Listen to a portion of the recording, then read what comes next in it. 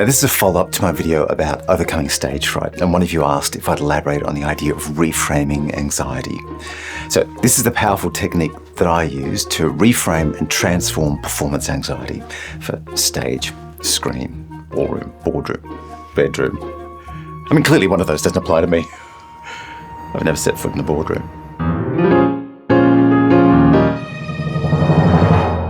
Hi, I'm Scott. You're watching Inside Musicals, the channel for all things musical theatre. Now, if you've ever had stage fright, or you've dreaded public speaking or giving presentations, you'll know that the more we fixate on that fear, the worse it gets. So this technique is about changing our relationship to that anxiety and turning it into a superpower. And starts with recognising, without judgment, that all that fear is created inside ourselves. Because once we own it, we can change it. But as long as we're pointing the finger to outside forces, to outside influences, we've given away our agency to do anything about it. So part of this technique is about reclaiming that power to choose how we prefer to feel. You know, if anxiety is an issue of perception, then so too is the solution. And for the sake of this exercise, let's just all agree that all situations are inherently neutral, that they have no innate meaning until we interpret them through the filters of our beliefs and the stories we tell ourselves. I mean, how else could two people go on the same holiday? One hates it, one has a ball. Different beliefs, different expectations, different experiences. Now, if you're someone who thrives on chaos or pity or victimization, or if you love the attention you get from telling everyone how nervous you are, this might not be for you.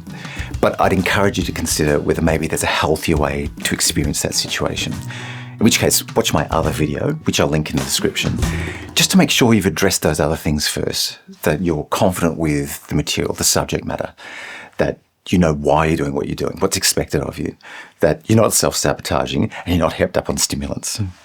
And then you're ready for this technique, which is really useful in the heat of the moment so you can feel what's happening, but just as powerful ahead of time to practice the transformation. And here's how it's done. Picture yourself in the stressful situation. Close your eyes if you need to. And take a couple of deep breaths to let it sink in. And another one. There's no hurry. What does that stressful situation look like? How does it feel physically? What thoughts are running through your mind? And then amplify it if you can and sit with that for a moment. Once it feels vivid, notice the physical symptoms and just list them dispassionately, like a diagnosis. How many of them are there? What are they? Is it racing heart, shallow breathing, churning stomach, tight muscles? Are you hot, sweating, clouded thoughts, clouded vision? And as you list them, say to yourself, "Ooh, how interesting," just so you don't have to buy into them. Now bring your awareness to your thoughts. What stories are you telling yourself? What's the worst thing that could happen, no matter how irrational? And how are you judging the situation, the symptoms, yourself? Again, notice them dispassionately like a neutral observer.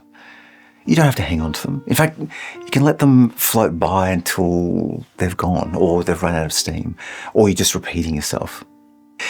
The important thing here is not to invalidate or suppress these thoughts or feelings. They're there for a reason. They're trying to tell us something. And the more we try to invalidate them, the louder they scream to be heard. Instead, thank them for their service. Thank you for bringing this to my attention. I'll take it from here.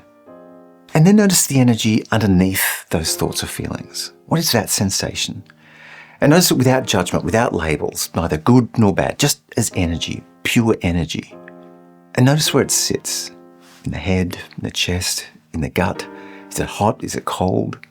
And as you focus on the energy, notice how it's independent of those thoughts and feelings, and how easy it is for those thoughts and feelings to drift to the periphery. I mean, they'll be there if you need them, but for now, just focus on that pure energy at the core of your being, whether you experience it as a buzz, as a charge, or even a ringing in the ears. What kind of intensity does it have? And can you amplify it? And can you feel it as a power that recharges rather than depletes? Something that fills you up from the head to the toes, to the tips of the fingers. And marvel at the fact that this is your energy. You created it. This is you. And it was there the whole time. So sit with that for a few moments, for the next few breaths. If you've had your eyes closed, open them when you're ready.